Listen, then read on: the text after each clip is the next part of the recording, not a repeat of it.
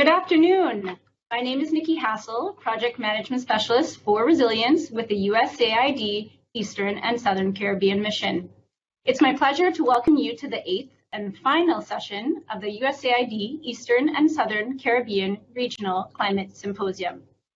A big thank you to everyone who has tuned in over Blue Jeans, and I'd also like to say a special welcome to our audience watching us live on live broadcast through UETV's Facebook page. For those of you who joined us in session 7 this morning or one of our earlier sessions, welcome back. This symposium comes against the backdrop of the United States government demonstrating its renewed commitment to fighting climate change by rejoining the Paris Agreement in January of this year and hosting the Leader Summit on Climate. In the Caribbean, we know that the need for climate action is particularly urgent.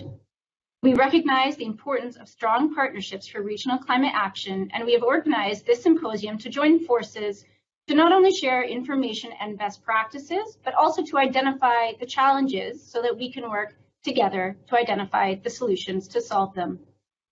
This is the final webinar in a series of 8 webinars that the USAID Eastern and Southern Caribbean has hosted this month. Over the course of this symposium, we heard from a variety of people across the region working to address the climate crisis, including climate scientists, youth activists, and experts across a range of sectors, as well as from you, our audience members, who shared their insights and asked some really great questions. This afternoon's topic is USAID's approaches for responding to climate change. For those of you who've tuned into previous sessions, you'll know that for USAID, climate is firmly on the agenda across our agency, and we're looking forward to sharing really just a handful of all the approaches and tools and research used to support actions on climate. This afternoon, we'll have 4 presentations from our esteemed group of speakers from the agency, and following their presentations, we'll have time at the end for audience questions. At this time, I also want to share that we are honored to be having with us Mr. Clinton White, Regional Representative for the USAID Eastern and Southern Caribbean Mission, who will be joining us for the latter part of this session in the closing ceremony. And certainly last but not least, you will also be treated to a musical performance by Barbadian rap artist Jabari Brown, who has prepared an original piece to share with you this afternoon. First up, we will be hearing from Dr. Eric Hyman. Dr. Hyman is an environmental economist in the Center for Economics and Market Development with the USAID Bureau for Development, Democracy, and Innovation. Dr. Hyman, welcome, and the floor is yours. Financing for clean energy, sustainable landscapes, and climate adaptation. So first, some definitions. So clean energy refers to both renewable energy and energy efficiency. Sustainable landscapes, you may be familiar with some other terms like AFOLU, agriculture, forestry, and other land use approaches to mitigating climate change. And we're now moving toward a new term at USAID of natural climate solutions for that area. Climate adaptation is increasing the resilience and reducing the vulnerability to climate changes that have or are expected to occur. Next slide, please. A lot of this discussion is based on a report, the Cedar Climate Finance Assessment. It is focusing on ways to really scale up to achieve large amounts of financing, because there are large needs in each of these areas that cannot be met through donor funding alone. Private sector financing is increasingly important. Private sector financing already exceeds public sector financing in renewable energy. Adaptation funding is very tiny relative to mitigation funding to date, and far below the needs. And so, in addition to providing direct financing, development assistance organizations such as USAID can also help increase private sector financing and blended financing from other sources by improving the policy, regulatory, and macroeconomic enabling environment through public and private sector capacity development and developing or supporting financial instruments and markets. Next, please. So I'm going to be discussing a few examples, just a few of the many more examples that are in the Cedar Climate Finance Assessment.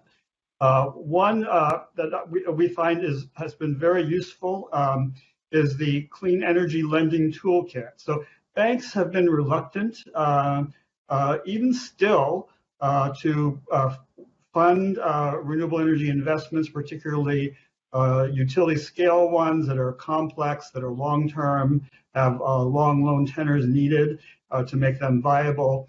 Because they don't understand the technologies, they don't understand the business models, they don't understand energy savings companies for supplying energy efficiency services, et cetera. So there's a Clean Energy Lending Toolkit that was developed with a lot of approaches for training and doing diagnostics and working with banks directly to improve their ability to begin or expand lending in these areas. And Cedar used that to train banks in 4 Central American countries and 8 West African countries. Next, please. Another approach is to support innovation labs. And for those of you who are not USAID staff may not be aware of the Development Innovation Ventures Program, the DIV, where USAID accepts unsolicited concepts from any country where USAID operates in any sector to try to respond to get creative solutions to development challenges that you've identified. It's open only to not-for-profit and for-profit organizations.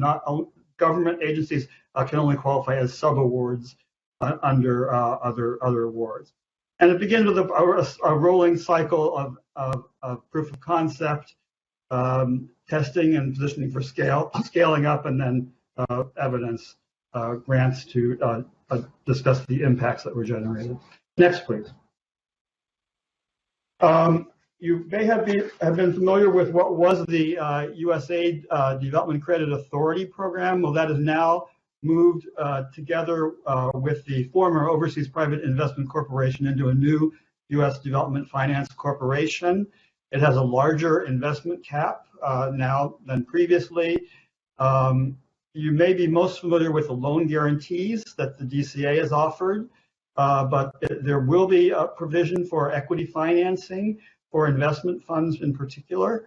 There is also direct loans that DFC can provide for up to 25 years, political risk insurance, and feasibility studies and technical assistance. And DFC, as does USAID, plans to scale up its work in the climate finance area dramatically. Next, please. The Private Financing Advisory Network was a spin-off of what was originally a USAID project and is now an entity, ongoing sustainable entity that's implemented by an NGO together with funding from UNIDO. And what this tries to do is it match makes private energy businesses with sources of financing. It also provides them with coaching and mentoring and helping them to develop loan applications and funding proposals. And this is an approach that can also be used outside of energy. For instance, the USAID program Green Invest Asia is using a similar approach for some natural climate solutions and sustainable commodity production approaches. Next, please. Green bonds are a method of securing large amounts of financing, and by large I mean a minimum of $80 to $100 million, because the transactions costs of issuing these are very high. There are some agreed international principles for what constitutes a green bond. So far, the interest rates haven't been very much lower than on non-green bonds, but it does attract some additional financing sources, impact investors that may be willing to fund a green bond that would otherwise not be interested in investing. And these can be issued by governments, multilateral or national development banks, or corporations. Starbucks has issued similar sorts of bonds to help it work with farmers working to supply coffee. for its value chain. Next, please. So there is sector-specific guidance for, as you can see, for all of these different sectors here. Some is completed, some is still in process. But these address what you need to do if you wanted to do a green bond for renewable energy, for water supply, for forestry, or whatever. Next, please.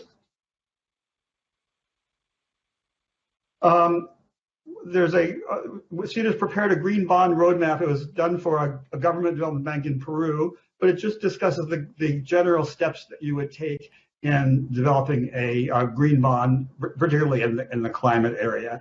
And that may be a useful resource if you're interested in further work in this area. Next, please.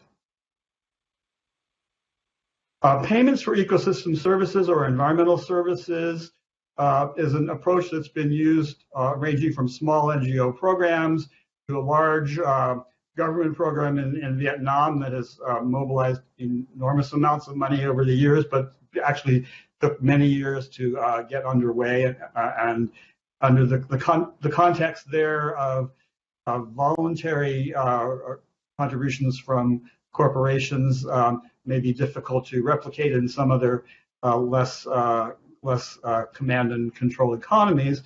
But here's a private sector example.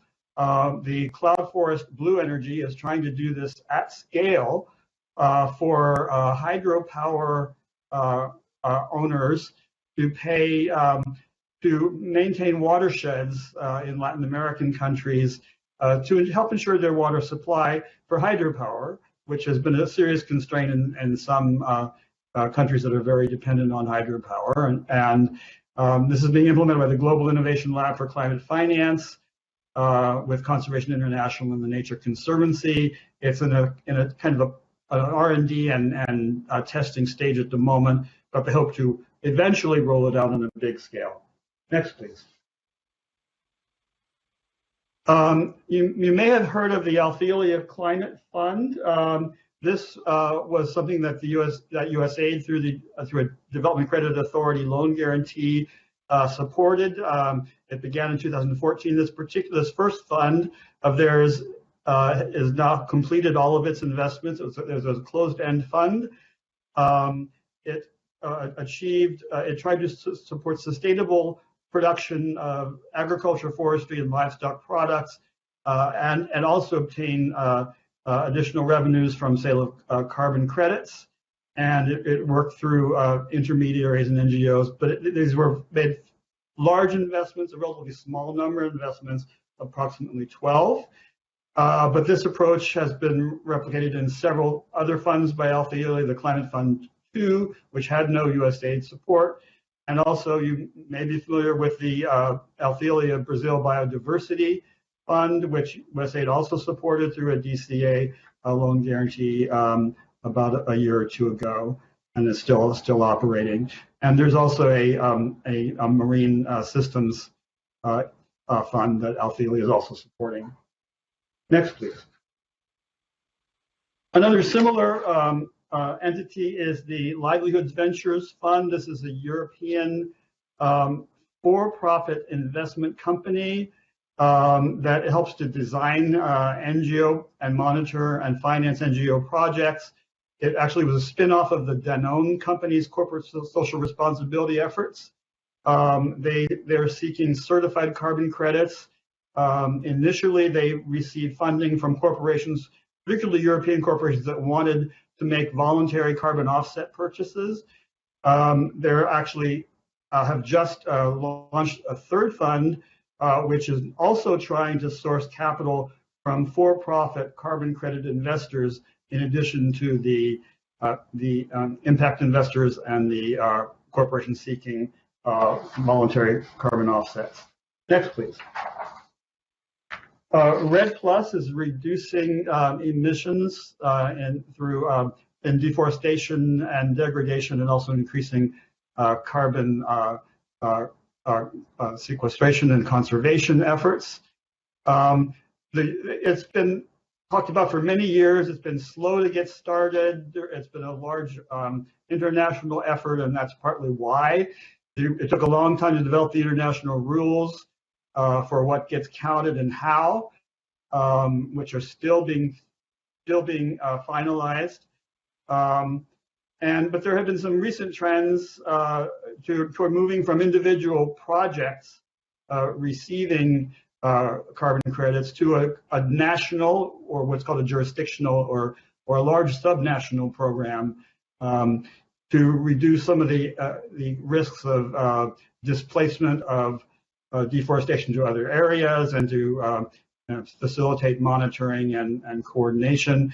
Some of the potential problems with that are whether the national governments or subnational governments pass along the bulk of those funds that were earned from those demonstrated emission reductions to the field level, to the people who are responsible for ensuring that they happen. But there has been a boom in the voluntary carbon markets over the past year or so, particularly in the European carbon markets. They had been low for a while, but that's now not currently a major constraint. There are many countries trying to incorporate this in terms of developing the capacity of countries to create the baseline information and to implement and measure and report and verify their emission reductions for these carbon credits. And also there's generally a discount to account for the risk, where there's some holdback of often as much as 40 or 50% of the potential credits from an activity to account for the possible risks of those not materializing due to forest fires or logging or other events. Next, please. There's a new potential source of funding called CORSIA from the International Civil Aviation Organization, which is a sectoral cap and trade program that is going to be voluntary until 2026 and mandatory after that. It, of course, has been slowed down by the pandemic's effects on the international aviation industry, but that's a potential source of funding in the future for RED Plus activities. California has a tropical forest standard that now allows for jurisdictional offset credits from tropical forests to be eligible to count against California's cap and trade program. Next, please. Adaptation financing is an area where USAID has also done some work. So there's some training PowerPoints and videos that are in this document on Madagascar for adaptation and sustainable livelihoods and key value chains for Madagascar that may be of interest, including on that link there to more generally applicable trainings on public sector financing sources for adaptation and sustainable landscapes, as well as some examples of climate finance projects around the world and lessons learned. Next, please. Another potentially useful document for you under the Adaptasia program, USAID provided a guide to developing adaptation projects, and this, of course, would have greater applicability, perhaps also in your region. Next, please. Weather indexed insurance is something that is being worked on at a pilot level, particularly for small scale farmers.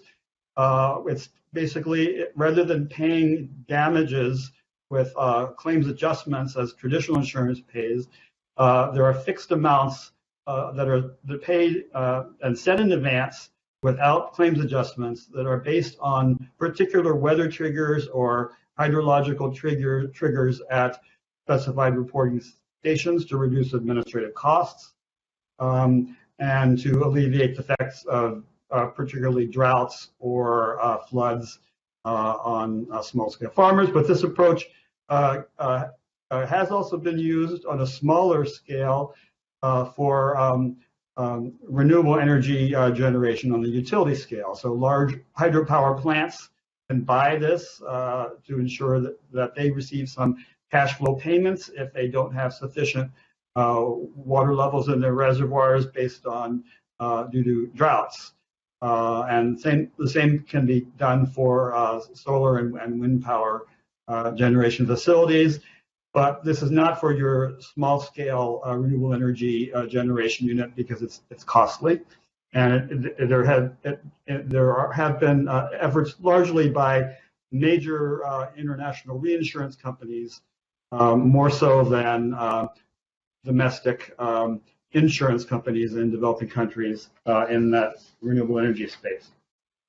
So those are just a few of the examples that I'm going to have time to cover today. I also wanted to point out that in that climate finance assessment, there are a lot of discussions of the various terminology that you may want to become more familiar with in the climate financing area.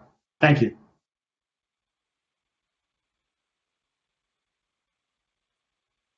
And thank you so much, Dr. Hyman, for that very interesting presentation on all of USAID's, or probably just a few of USAID's efforts really to scale up climate finance.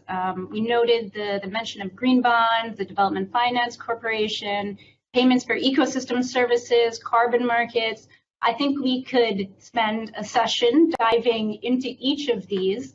And for those of you who joined us this morning, you would have heard our panelists speak about the need for additional funding and improved access to funding. I know, Dr. Hyman, that some of the examples you provided are helping other regions, but certainly the variety of tools you shared are also ideal entry points for additional support to the Eastern and Southern Caribbean. I just also wanted to highlight for all our audience that our amazing background team has put some of these resource documents within the chat, and I would encourage you to check out some of those links and have a read through some of the resource materials that Dr. Hyman has shared with us today. Thank you again, Dr. Hyman. Okay, moving on to our next presenter, I would like to welcome Dr. Noel Gerwig. Dr. Gerwig is the Senior Climate and Land Advisor in the Center for Environment, Energy, and Infrastructure with the USAID Bureau for Development, Democracy, and Innovation. Dr. Gerwig, welcome. Thank you very much. Can you hear me and see me okay? Yes, we are hearing you and seeing you. Okay, well, thank you so much for the invitation to join you, and thank you everybody for joining. Let me start by giving you a little bit of background about the figure on the slide that everybody can see on the screen now. This figure shows the potential to avoid greenhouse gas emissions from land or to increase carbon storage in the land in the tropics using 12 different approaches, which we refer to as pathways. There are other pathways as well, but these 12 capture the majority of the potential to mitigate climate change via land in the tropics.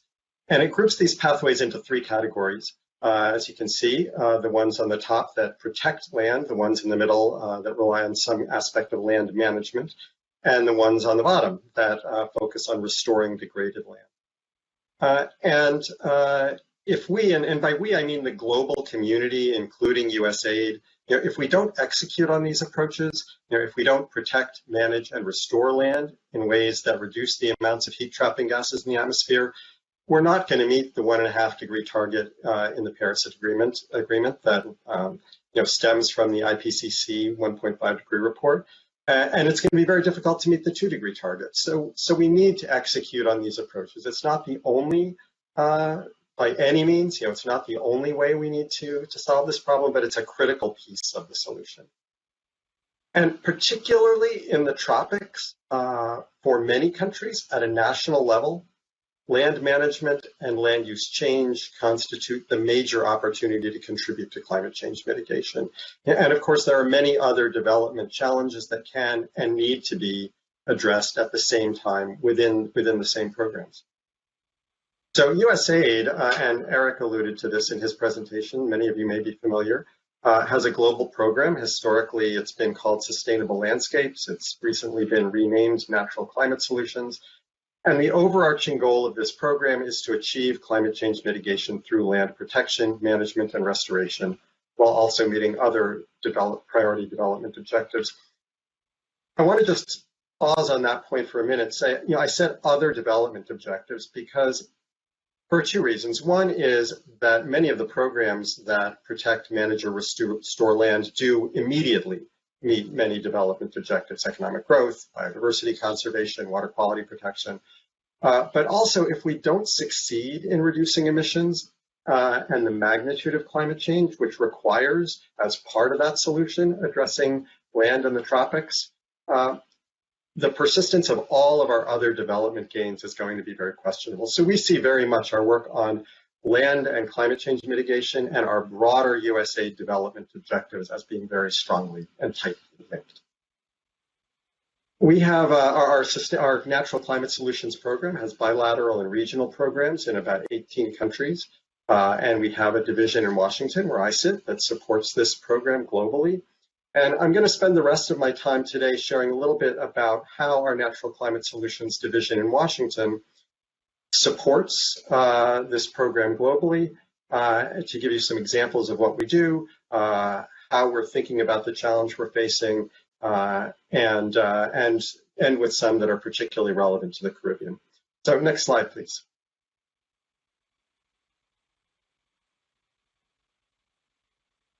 Okay. Seemed like we skipped one. Yeah, thank you.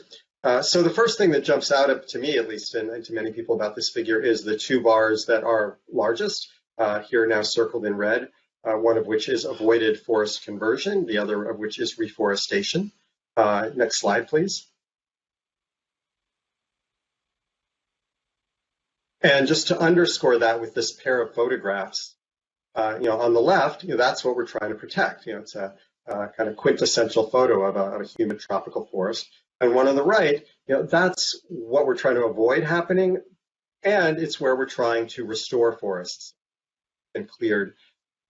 It's worth saying, a couple of more points about this, because it does pertain to the direction we're going at USAID and the direction I think that none of this is that new so far. None of the analysis that I showed in the first couple of slides, that's new. But the idea that we need to protect tropical forests for lots of reasons, including climate change mitigation, is not new. What is new, perhaps, is some of the interest that we're seeing on reforestation and restoration. And so that puts us in a position at USAID and in many other organizations as having to think about, well, how are we going to allocate effort among these different approaches? It's pretty clear that for a particular level of resources invested, the amount of carbon management, carbon protection you get is far greater by protecting existing natural biodiverse forests than it is through reforestation. But we need both, and we are investing as well in reforestation, including analysis of where reforestation holds a lot of promise. And we are particularly interested in activities that can advance protection and reforestation at large scales, and reforestation where it makes sense, where we can do that in a way that also is ecologically diverse, that also achieves our protection of communities, particularly indigenous communities and underprivileged communities.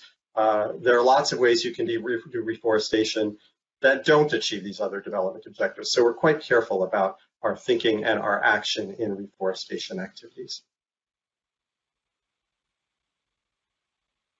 We, about a year ago now, released a broad agency announcement and then an addendum to co-create activities that at scale achieve two different objectives. And one is to reduce commodity-driven deforestation, and the other is to achieve reforestation at scale. So that's that's one of our recent efforts to act on the challenge that I was illustrating in those first slides. As with many programs at USAID, we have an objective, but we really are focused on what's the underlying cause. And this slide that you're seeing now, just I think I put in to illustrate this. What drives deforestation globally? Well, to some extent, it depends where you are.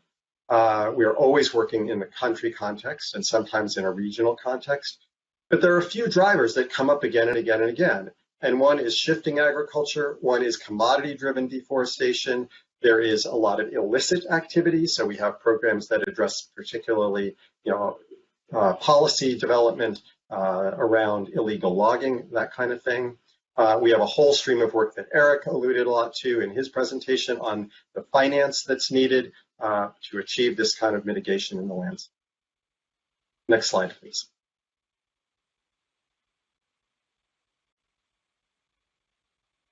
I just wanted to touch on two pathways that you might have encountered a little bit less. One is rice management and one is cattle management. Rice and cattle both, turns out, produce an awful lot of methane, which is very powerful and greenhouse gas. But there's things you can do about this. So in the case of rice, if you irrigate differently, if you have the fields flooded for less long, if you manage the rice straw differently, you can substantially reduce the amount of methane coming off of rice fields. So we supported the CGIAR's Climate Change, Ag, and Food Security Program to do a feasibility assessment of low irrigation rice in Southeast Asia. And we supported them also to do an investment case analysis for Vietnam. Similarly, for cattle burp out a lot of methane. Cattle cause a lot of deforestation, but they also just burp out a lot of methane because of the way they digest their food. And again, you can manage this depending on the herd composition, depending on the feed composition. So the photo on the right, on the left in this picture is a rice field. The photo on the right is showing you a kind of a tent. There's a couple of cattle in this tent. This is an experimental facility in Cali, Colombia, that is run by CIAT. And we supported CIAT to do some additional experiments using these facilities to understand better what methane emission reduction you could get by managing cattle in different ways. And this is something that was very much of interest to the government of Colombia, and that informed the formulation of their policies on cattle management and ruminant management and their ambitions for greenhouse gas emissions. Next slide, please.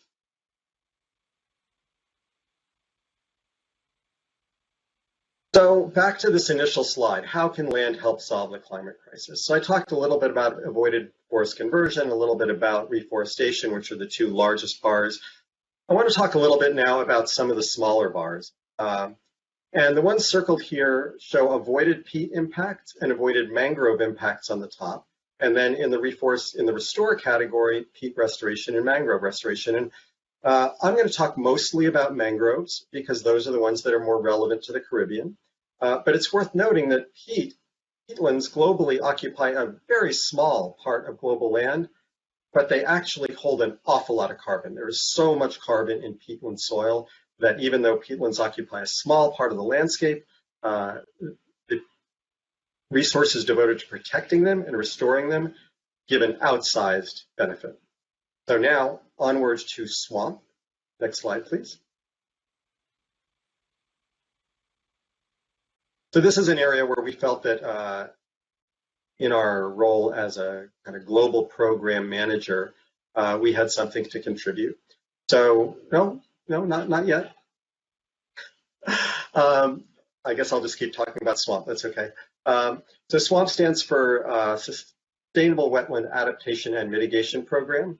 This is a global program that our team manages, and it is devoted exclusively to improving the science and needed for better management and protection of peatlands and mangroves.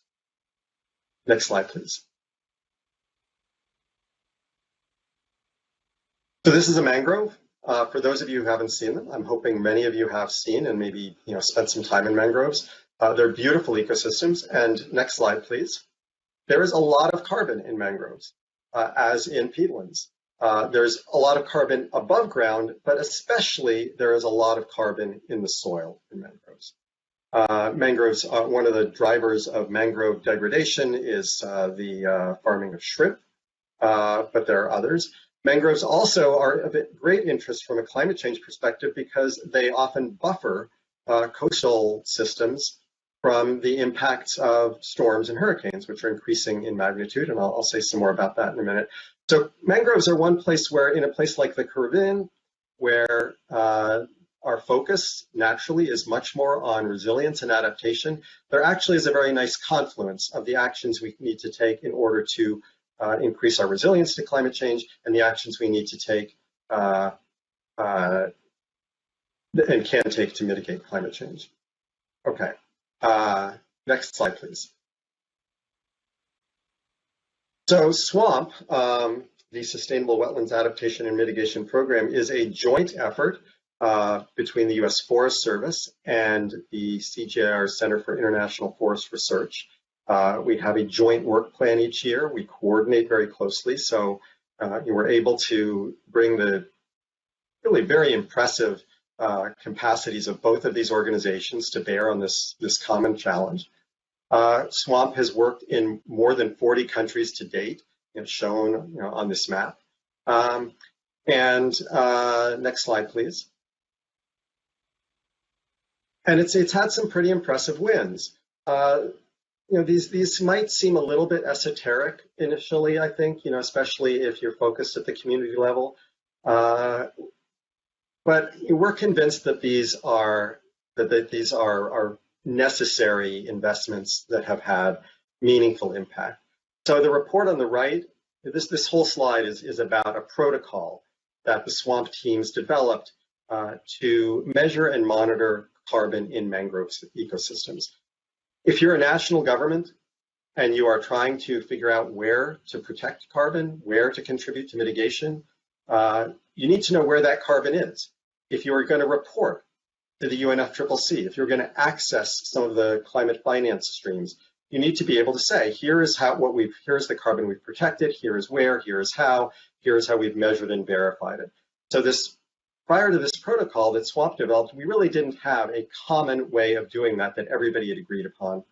SWAMP produced this protocol in 2013. It was adopted as a supplement to the IPCC guidelines for national greenhouse gas inventories for wetlands, and it's been adopted regionally as well. The report shown on the right here, for example, in East Africa, a regional field guide.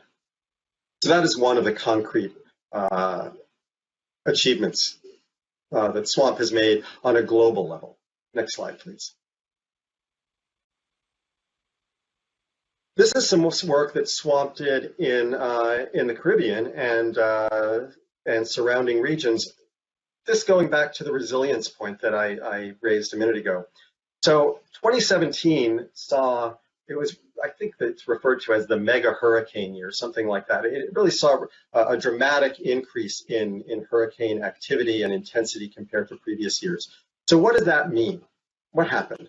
Well, the graph on the left shows affected land area by year, going from 2009 to 2017. And 2017 is higher than the other years. It's not dramatically higher than all of the other years.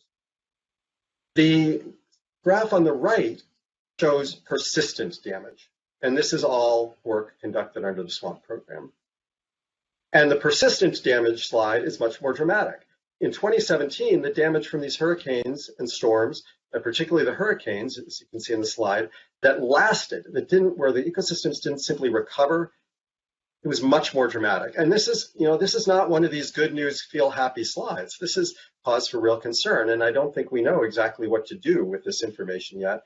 But it does, I think it's important because it calls attention to the fact that these ecosystems that we are trying to protect in part because they increase the resilience of the countries, of island states to increase storms, it has limits. At some point, these ecosystems succumb to hurricanes that are more frequent and more powerful, and the damage persists, and the resilience into the future then is degraded. This is a case where science has not provided us an answer, but it has, I think, put into very clear focus what the challenge is, and gives us a way at least to start thinking about and planning for it more clearly. Next slide, please. And I think this next one is probably the last one. Yeah, so there are three reports and webinar links on this slide, all relevant specifically to the Caribbean. One of these was a 2020 webinar on blue carbon, nationally determined contributions in carbon markets. One of them was a guideline for mangrove restoration. all of these were very well received and in some cases requested by country governments in the region. So, I wanted to call your attention to them for that reason. I've put the links in the slides. If anybody is interested in additional webinars or reports, materials, guidelines that SWAMP has produced, I would suggest Googling it, or you're welcome to contact me, and I'm happy to provide them more specifically. I think I'm out of time, so I'll stop there. And we can skip the last slide in the deck. I don't think we need it.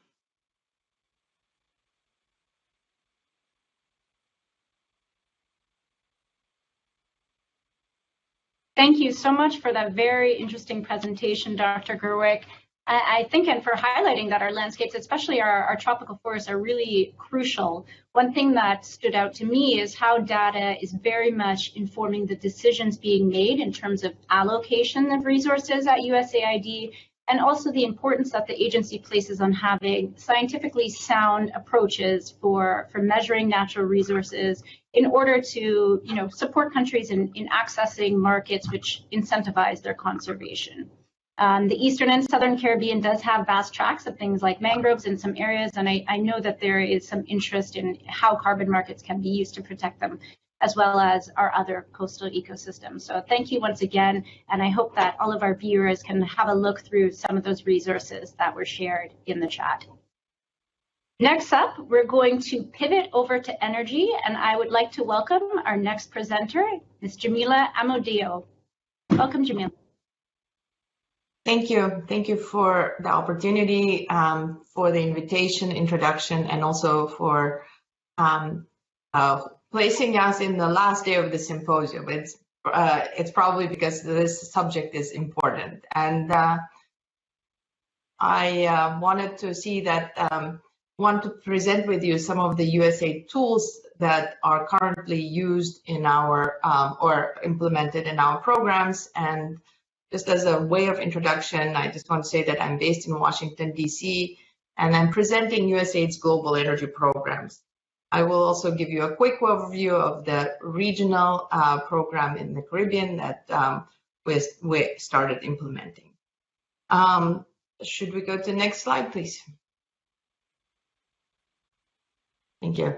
So I think I don't need to tell anybody the importance of the energy sector, the impact of the energy sector on the climate change. According to the World Research Institute, the power sector is the largest source of energy-related CO2 emissions, accounting for 2/3 of global emissions, and the coal represents 30% of emissions. So this is a sector, a critical sector that needs to be addressed.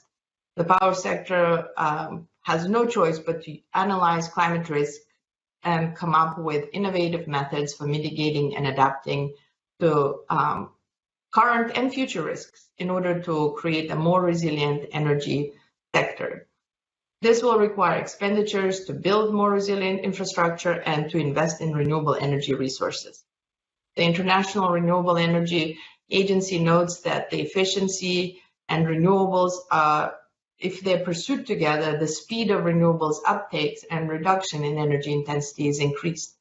To maintain the 1.5 degrees target that Noel mentioned earlier, will require between 1.6 and 3 trillion in investments annually, including a diversion of between 0.3 and 0.9 trillion annually from fossil fuels to clean energy sources, with a complete elimination of new coal investments by 2030. So I'd like to share with you some of the USAID projects. Next slide, please. So even as the threat of climate change increases, the focus and urgency of reducing emissions from the energy sector is growing. We recognize that our partner countries will continue to prioritize development objectives, such as increasing economic growth in an environmentally sustainable manner. USAID has an effective track record of working with our partner countries to achieve development goals by building stronger energy sectors. And here are on this slide, you see kind of subgroups of projects. This is not official, but we see them as projects that expand grid supply of clean energy, and there are 2 projects that you see, SURE and partnership with NREL. The second group is strengthening energy utilities and sector performance, focusing more on enabling environments. And the third I will be covering today also on behalf of my colleagues from the Caribbean Energy Initiative that is already started and will include, it's like an umbrella organization. So let's go to the next slide, and I'll tell you a little bit more about the SURE program, which is scaling up renewable energy. SURE provides technical assistance and builds capacity around renewable energy planning, grid integration, competitive procurement, as well as developing approaches to cultivate a more circular economy for renewable energy. SURE also has a technology and innovation fund, which is a flexible funding mechanism that is designed to attract new and non-traditional partners to scale up the deployment of renewable energy technology. Next slide, please.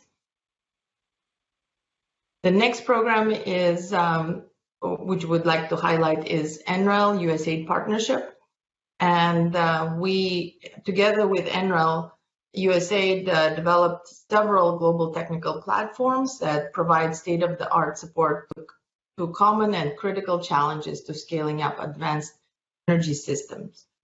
All presented tools are, by the way, I need to mention that these are free and they're open to public, and please feel free to visit them. So first, I'll start with the Renewable Explorer, which provides renewable energy data, analytical tools, and technical assistance to developers, policymakers, anybody interested in researching on renewables in our partner countries. It enables users to make meaningful decisions that support low emission development and ultimately reduce greenhouse emissions. It also includes the Renewable Data Explorer, which is a user-friendly geospatial analysis tool. The second tool that I would like to mention is IJEDI. It stands for the International Jobs and Economic Development Impacts Model. It's used for analyzing the economic impact of renewable energy development around the world. IJEDI tool can be used to estimate the employment, earnings, gross domestic product, and output from the construction and operation of renewable energy projects across the domestic supply chain. The model results include total economic impacts as well as impacts by the industry. For example, it could be construction, manufacturing, or banking services. This tool helps to align renewable energy actions with key economic development goals. The third tool platform that I want to mention is called Resilient Energy Platform. It helps countries understand and plan for natural, technological, and human-caused power system threats. It includes training materials, tools, data, case studies, and other publications to support decision makers in assessing power sector vulnerabilities, identifying resilient solutions, and making informed decisions to enhance power sector resilience at all scales. I just want to note that it also includes cybersecurity of the power sector component that features paper on power sector cybersecurity building blocks.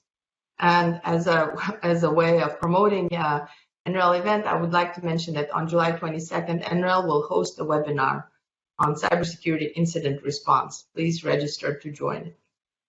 Next slide, please. The next slide would like to, I think maybe we jumped one more. Okay, so there was a Greening the Grid platform, which I was going to talk about, which has distributed photovoltaic toolkit that offers resources to support developing countries to addressing barriers to safe, effective, and accelerated development and distributed solar power. I think, okay, well, maybe I'll go to the next one.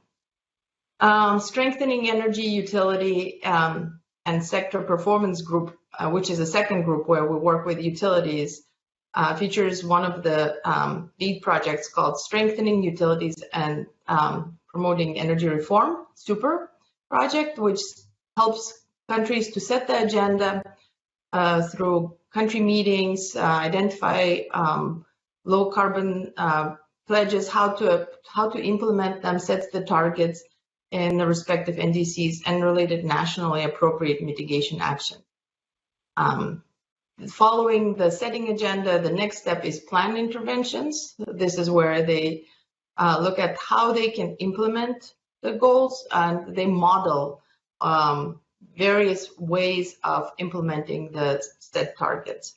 The third step is taking action, where they design projects that can help counterparts prepare for power sector and infrastructure reforms and for the benefit of climate change. Primary focus areas are investments, regulations, policy, and innovation, and also energy supply chain infrastructure. They look at all those three components in order to focus on the key components for utility reforms. For example, if we want to take example of EV integration, in collaboration with our counterpart utilities and other stakeholders, a project would create intervention list, design roadmap, look at NDC targets, and try to identify ways to implement NAMAs. They will be modeling different approaches and look into their impacts on forecasting, how the forecasting will influence the results, and how they will impact economic growth of the country. As a third step for the implementation, they will develop a tool to systematize and model climate risk and emissions data to track mitigation and adaptation actions.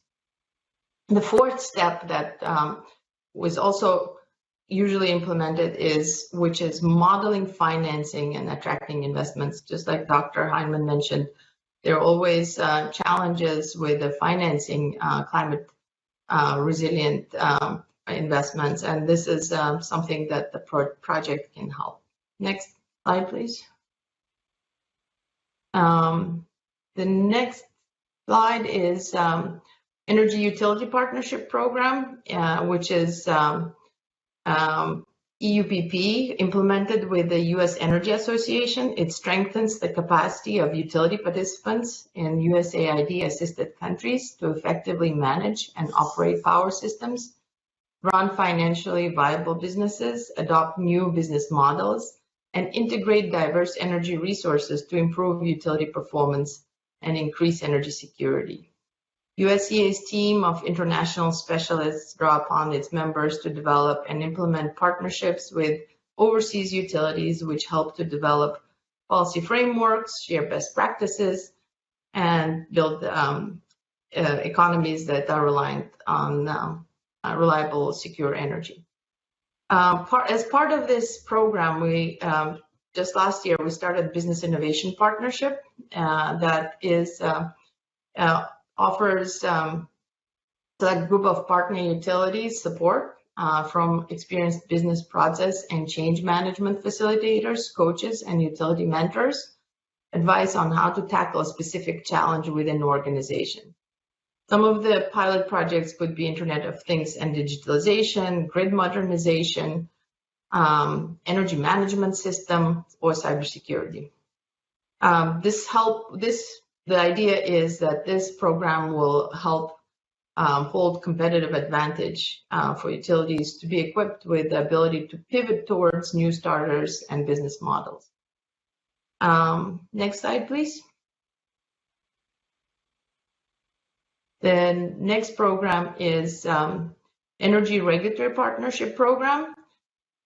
Similar to the U.S. Energy Association partnership with USAID, this one is with the National Association of Regulatory Utilities Commissioners, where together the program is designed to improve regulatory frameworks and support regulators with the goal of creating a favorable enabling environment for investment and growth.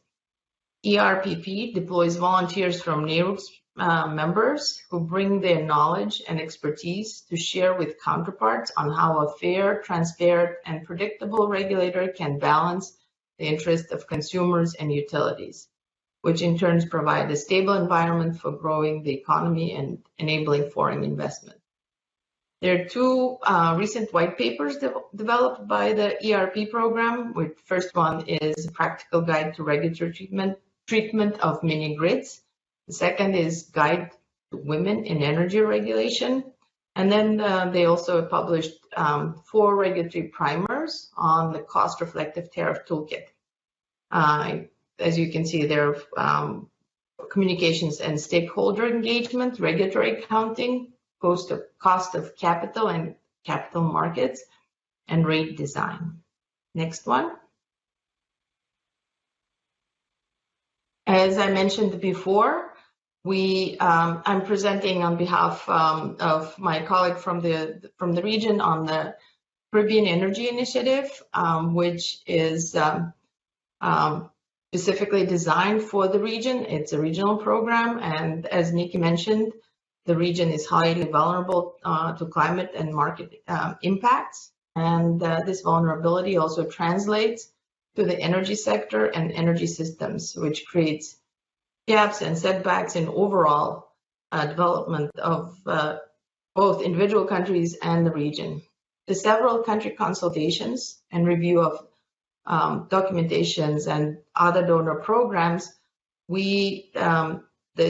together with our colleagues, we said that the CI goal is to bolster the resilience and performance of energy systems across the region, recognizing the critical role that the stable and reliable supply of energy plays in the daily economy of the region, as well as during the recovery phase from the impacts of disasters. The program, the initiative focuses on 3 areas: improved utility performance, accelerated private sector investment in modern power systems, and enhanced energy sector resilience through regional cooperation. Next slide, please.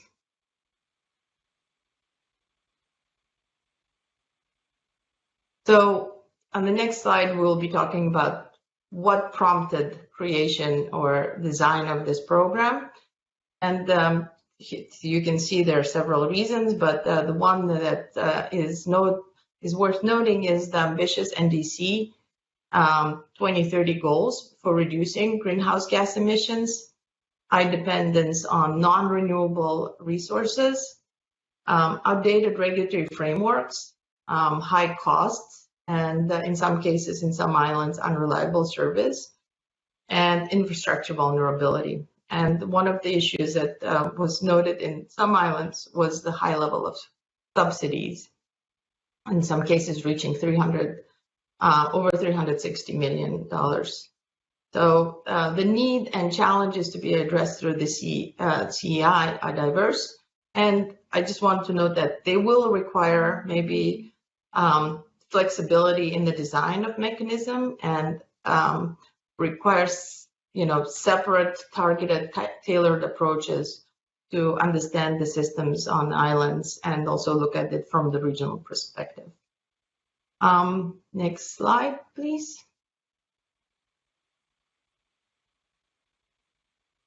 And I just want to say that CEI is, as I mentioned, is an umbrella organization initiative, and we already started working with several stakeholders in the region, and through the super project that I mentioned, described earlier, we worked together with the St. Lucia regulator and other stakeholders in drafting and leading discussions with other stakeholders on the development of the electric grid code.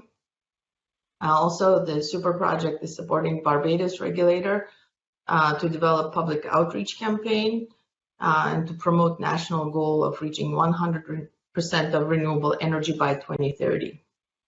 In addition to that, together with CARELEC and NREL, we've started cybersecurity and digitalization webinars that are discussing the issues of how to integrate renewables in a cyber safe manner. The next program, which is an initiative that is might be of great importance, of interest, is study on potential LNG development as a baseload power in Eastern and Southern Caribbean, which is close to completion. In addition to that, in the Dominican Republic, which is in the neighboring, within the neighborhood, we're working with a global engendering utilities program with Edisur. So, and the last one I want to mention is that under the Business Innovation Partnership together, which is implemented with U.S. Energy Association, we started a partnership with utilities in Jamaica and the Dominican Republic. With that, I would like to thank you for your time, and if you have any questions, please feel free to reach out. Thank you. And thank you so much, Jamila, for that very interesting presentation. I'm sure there is a lot of interest, particularly in the CEI, the Caribbean Energy Initiative. Unfortunately, we're running a little behind schedule today. So right now, I will quickly turn over the microphone to Ms. Ann Vaughn, Senior Advisor for Climate Change in the Bureau for Resilience and Food Security. Welcome, Ms. Vaughn. I believe we have you back. Thank you everyone for bearing with us. This is a live show.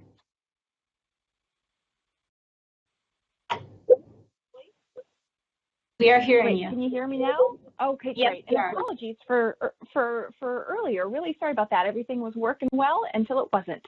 But very nice to meet you all. Thanks for putting this on. Again, I'm Ann Vaughn from Bureau for Resilience and Food Security. Next slide. So what does the Bureau, here's our quick outline. We'll talk about RFS and then get into some global level commitments and actions that might be of interest to the region, and also talk about how USAID is supporting them and how we might have some better linkages with the region so we can advance the administration's climate ambitions. Next slide, please. So what does RFS do? I put up the vision, mission, and goal of our Bureau, but in a nutshell, we also think it's important to raise that we house the Centers for Resilience, Center for Ag-Led Growth, Center for Water, and Center for Nutrition. And we manage the Adaptation Directive that supports things like climate information services, which includes a partnership between NASA and USAID that helps get climate information to farmers, fishermen, and fisherwomen, so that they know what type of when to grow crops, what are safe times to go into parts of the Caribbean. We were able with NASA to work on looking at algae flows, and fisher people in El Salvador were able to avoid areas that had dangerous algae and not fish there. That's sort of the power of climate information services when you get it in the hands of those that need it. We also invest heavily in agricultural research and development to ensure we're creating new tools and new seeds for farmers that are drought resilient or can be resilient to greater flooding or different temperatures, to make sure that farmers are still able to plant in a warming climate. Our centers are always excited to speak and support USAID missions and countries with resilience, water, ag, and nutrition. So happy to dig into the centers a bit more in a Q&A, but thought we'd spend a bit of time talking about some of the big picture and global efforts that are going on and how your work and headquarters efforts are engaged and might engage more. So next slide, please. And as noted back in the intro, on the first day of administration, we rejoined the Paris Agreement, and the administration has also released a variety of comprehensive executive orders on climate change that all of the agencies and U.S. government's responding to. And we hosted a Climate Leaders Summit. And the primary purpose of the Leaders Summit was on increasing climate ambition, especially mitigation targets, and it had sessions on nature-based solutions, adaptation, and resilience. ESC countries participated, including the leadership of Antigua and Barbados. And the president announced at the Climate Summit something called the Climate Ambition Initiative that USAID and state are co-leading, that's working to support countries to enhance and meet their climate goals in ways that further their national development priorities. So in a nutshell, I think what this initiative says is it empowers USAID missions to work closely with State Department and our partner countries to explore how we can best address climate vulnerability and mitigation efforts. Next slide. Out of the Climate Leader Summit, USAID announced 6 different deliverables, and some of them maybe are not as relevant to the region, including energizing a net zero Asia, maybe not of that much interest. But I was going to focus on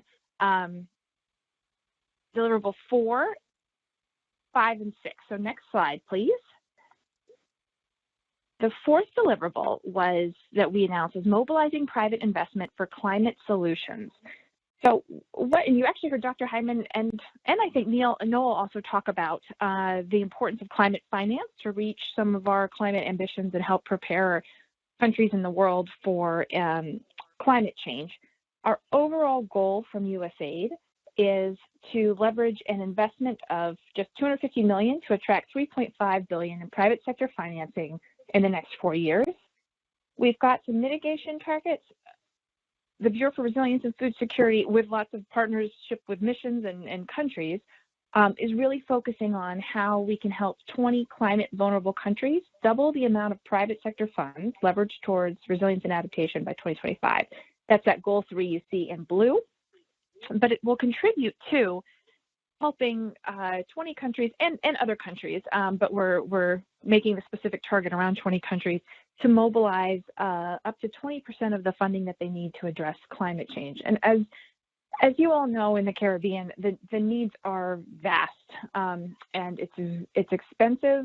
Climate change is expensive. It's even more expensive if we're not preparing and planning for it. So we're hoping that these investments in resilience and adaptation can yield considerable benefits in both lives and livelihoods for the countries that we're working in. Next slide, please. We pledge to support the Agricultural Innovation Mission for Climate, or AIM-4C, which in a nutshell is an initiative that U.S. government and the UAE, the UK, and now a host of other countries are focusing on, that is helping to support and increase support for agricultural innovation and investments in ag R&D. Sorry, I'm being a little repetitive. It's incredibly important so we can, as we spoke about earlier, ag investments and innovation are essential for helping us meet the challenge of still being able to feed growing population in an increasing temperature, increasingly warming world. So we're excited about this initiative, and if your partner countries or government officials on the call have interest in joining this partnership, I'm happy to share more information later or bilaterally, as we think getting more countries engaged and involved is good for the overall climate effort and also offers some exciting opportunities for collaboration on sharing agricultural research and innovation. Next slide, please. So that was highlighting what we've done at the Climate Leader Summit and the commitments we've made out of the Climate Leader Summit. I also thought it would be important to flag that just last month, USAID joined 2 new partnerships that might be relevant to, might be of interest to the region, and also expanded our engagement in another effort. So, gosh, actually, it was just on June 1st, we joined the INSU Resilience Global Partnership, or IGP, which is a coalition which uses finance and insurance solutions to respond to natural hazards that are being amplified by climate change. So this includes support for disaster risk finance, which is becoming a popular way of dealing with increasing climate hazards, including in the Caribbean. And just as an example of how we've sort of done this in other parts of the world, USAID invested in Mali, Burkina Faso, Madagascar to help these countries purchase their own prearranged disaster relief through an African Union private sector mechanism.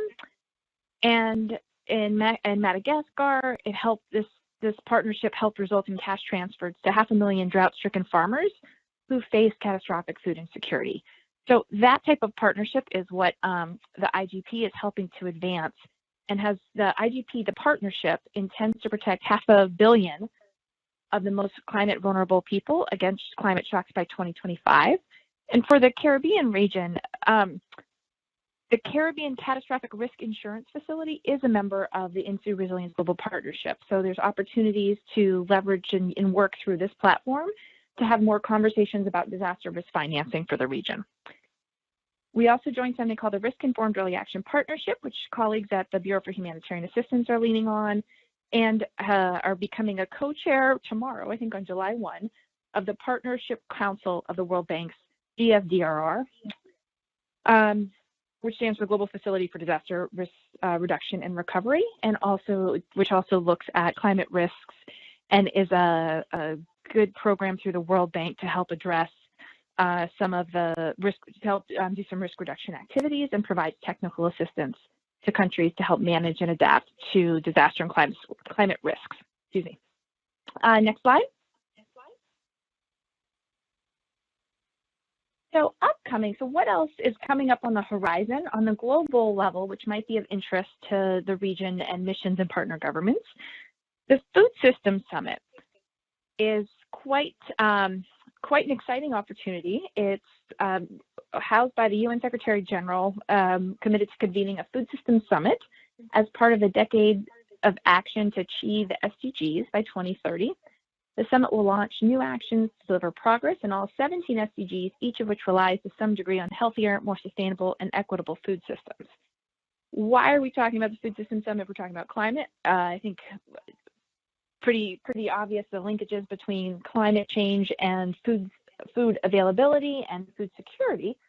And as Noel, I think, noted in his presentation, food systems contribute about 30% of total global emissions for climate change, or to global emissions.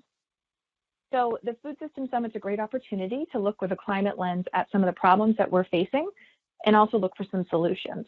So just as one example, something that we're looking at engaging on and would be interested in any partnerships from missions or governments that are interested in diving into, there's something like these solution opportunities that the Food Systems Summit and the UN is sort of managing. There's a track on food loss and waste, and it presents an opportunity for significant co-benefits, because if you can address food loss and waste, we get greater nutritional outcomes or more food into the mouths of families that need it, as well as having some significant emissions reductions goals met. And just looking at the region, there's some pretty significant loss that happens across. This is just for cassava, but there was a host of other, I think, especially vegetables that get lost before reaching consumers. So it's a good opportunity to look a little bit closer about how we can cut down on food loss and waste through greater partnership or different types of activities. Remember, we have COP26, which will be from November 1st to November 12th in Scotland, where USAID will roll out committed to rolling out our climate change strategy that we mentioned before, and also formally commit to joining the Agricultural Innovation Mission for Climate Change, which I mentioned earlier too. And then a lot of different countries around the world are already planning for COP26 to talk about climate change. And if there's interest from missions or government partners or civil society for things that they want elevated, would be interested and excited to hear more from you all about what is a top concern and how we might be able to talk more about it at this global platform. And again, apologies for talking fast, but wanted to leave time for questions. Thank you. Thank you so much, Ms. Vaughn, for that really fascinating presentation. I know there seem to be some really greatly anticipated deliverables and commitments coming from USAID, and we look forward to keeping the region updated on all of these activities.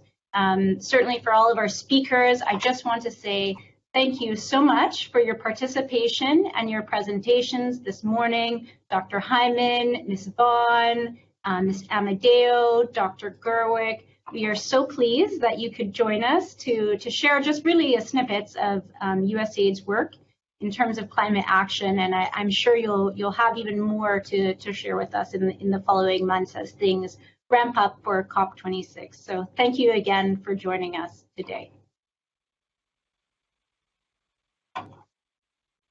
And thank you to our audience for sticking with us.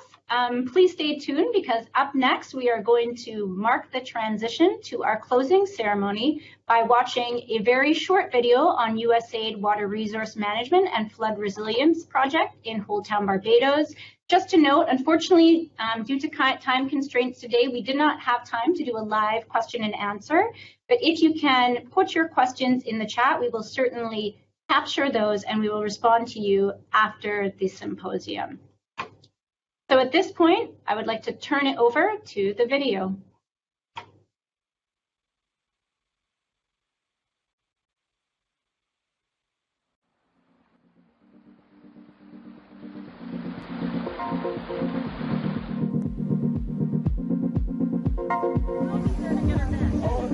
Yes, very much. Yes, she is very valuable. Get fast on these vehicles.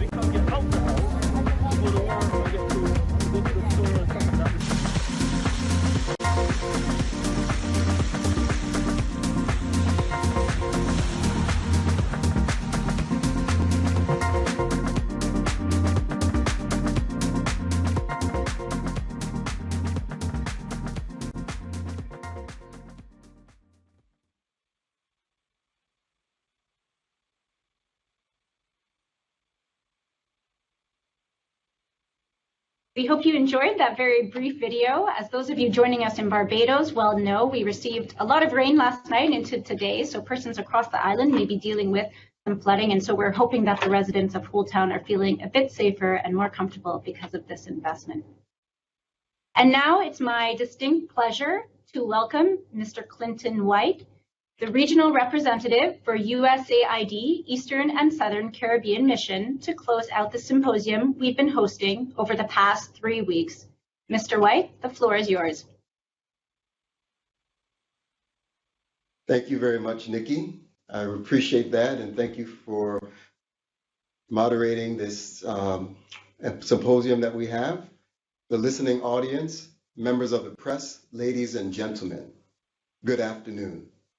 We have come to the end, sadly, to our USAID's Climate Change Symposium. It has been a pleasure for USAID Eastern and Southern Caribbean to host the 8 sessions over the past 3 weeks. The video clip we just watched reflects a successive initiative that was completed last year and which resulted in a significant reduction of flooding in a busy location of Barbados. As weather patterns shifted over the years due to changing climate, with heavier rainfall events and more destructive hurricanes affecting the region, the flooding in the area worsened. Lives were impacted, houses damaged, businesses came to a standstill, and there was destruction to public infrastructure. Through this partnership, we equipped the government of Barbados with the tools needed to make informed decisions related to stormwater management and water quality in the country. The rich discussion we experienced throughout the symposium with leaders from the Caribbean and the United States, as well as regional experts across a range of disciplines, was highly informative. These exchanges presented the region with important information and ideas on how to address climate change. Thank you all for participating. Now I want to just recap a little bit about this symposium, which commenced on June 16th. On that day, USAID signed a historic memorandum of understanding with 3 outstanding regional partners: the Caribbean Community Climate Change Center, the Caribbean Institute of Meteorology and Hydrology, and the Caribbean Disaster Emergency Management Agency. Also, the regional climate scientists discussed how the Caribbean climate is changing, what type of climate we can expect to experience in the coming years, and how this will affect people, as well as effective tools for addressing its impact. Experts discussed the social, health, and economic impacts in the Eastern and Southern Caribbean region, including how COVID-19 exacerbated pre-existing vulnerabilities, and the importance of promoting gender equality and social inclusion in order to strengthen the resilience of vulnerable groups. Voices from critical economic sectors who shared with us the priority impacts of climate change within agriculture, fisheries, water, and energy sectors, including COVID-19 impacts and how to strengthen resilience. Presentations by country representatives from Suriname, Guyana, Barbados, and St. Lucia, as well as the Regional OECS Commission on their novel adaptation approaches. Our youth panelists provided a refreshing perspective on the challenges and gaps that need to be addressed in order to strengthen climate resilience. The critical issues of financing climate change, adaptation, and mitigation discussed by representatives from important entities which provided the region with critical access to funding. We were also presented with a synopsis of some of the tools USAID uses in its approach to address climate change. The richness of the discussion was definitely enhanced by the words delivered by Ms. Danica Thomas in poetry at the opening ceremony. Today, we have another amazing performance from the region. Let's welcome Barbados' own Jabari. Thank you, Mr. White. Welcome, Jabari. Hello, everyone. This is my piece titled Pay Attention to Climate Change. In the past few decades, our surface temperature has risen. Sooner or later becomes a heat prison. Strap in, hold on tight. Listen, while we be digging up oil and just vibing, striving, put gas in the car and planes gliding, styling, this beautiful planet is just dying, warming up the globe, and yes, it's still rising. But what does it have to do with you? We be living lovely without a clue. Future generations gonna be in big trouble. No time to squabble. Let's work on the double, right? Save it before it's a heat bubble. Yes, ice starts to melt, we're flooded. Mess, eventual worldwide starvation, stress. But we can unite and do something blessed. So before the heat compress and we have nothing left, come together and do our best. Tell your family, friends, and the rest. Yes. And before things get strange and out of our range, yeah, let us start to arrange. Pay attention to climate. Why? Ooh, the sea is rising now. Feel like the sky is falling down around. But we can change this now. Ooh. Come and make a stand with me. A better future it would be renewable energy car. And let us start to arrange. Pay attention to climate change, right? Before things get strange, pay attention to climate change. Yes, avoid incoming pain and study the climate change. Aha. Let us start to arrange. Pay attention to climate change. I know the world's evolving. The more problems we're solving, surface temperature keep rising could put us in a coffin. More reflection and pausing on the problems we're causing. Looking for solution, no more living in fear. Walk or ride a bike instead of driving anywhere. It starts with you. We could add another layer. Unplug devices and turn off lights. We're not using them. No need to abuse them. So look out below and let us start the show. Fix nature's flow. And if you know, we know, it's a big team effort. No more flying solo. And protect and hope. Everyone should know. You better play your role. Too much warmth in the globe. The less we do something, the more we become a stove. Again. Ooh, the sea is rising now. Feel like the sky is falling down around. But we can change this now. Ooh, come and make a stand with me. Better future it would be. But energy, let us start to arrange. Pay attention to climate change, right? Before things get strange, pay attention to climate change. Aha. Avoid incoming pain and study the climate change. Yes. Come together, everybody, and study the climate change. Thank you. Thank you, Jabari, and back to you, Mr. White. Well, I just want to thank Jabari for that amazing rap. That rap was lit. He almost made me want to go back to my old school days of rapping and beatboxing for him. But yes, this is what the youth are doing for us. So thank you, Jabari. We'll have to get together here in Barbados. Maybe we'll put something together. Thank you. That was real deep. No problem. All right. Well, thank you again, Jabari, for that. And thank you all again for this symposium. I do want to highlight a few key takeaways before we end this out. One of the key takeaways that I saw was this development strategies that must incorporate climate change issues with people at the core of the strategy. Another one was the Caribbean region has enough information and capacity, expertise, and examples to strengthen climate resilience. The time for action is now, and the youth need to be involved as they have the enthusiasm and energy to support these efforts. The emergence of the pandemic disproportionately affected the most vulnerable groups, including women, children, youth, migrants, non-binary people, and people with disabilities. Also, strong public-private partnerships can help enhance resilience through creating business opportunities and encouraging innovation. And then there's the 3 B's in taking climate action forward. Breaking down language to get more people involved, bringing forth positive outcomes for climate action, and bridging the gap between all stakeholders involved. Now, these items and more will be captured in the symposium proceedings that can be accessed at our site, and this will be placed on the screen by our host. There you will find the treasure trove of information, so please utilize this site.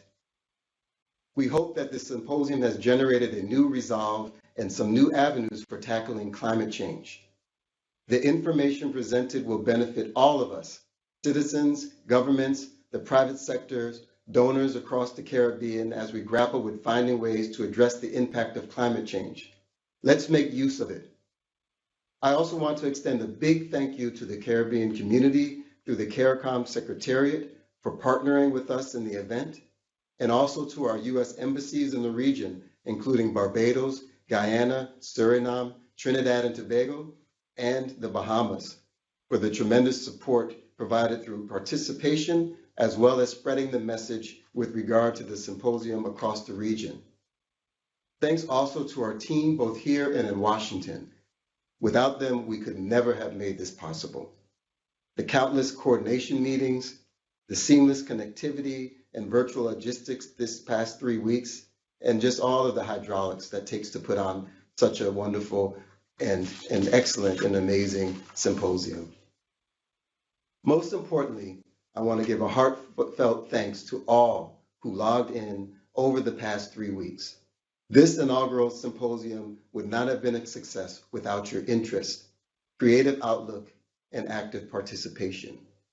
So stay tuned for next year's symposium, and we look forward to engaging and continuing this as we go forward. Thank you, and have a wonderful day. And thank you, Mr. White, for being with us today. And we very much appreciate your leadership and your support throughout this symposium and beyond in this important area of climate change.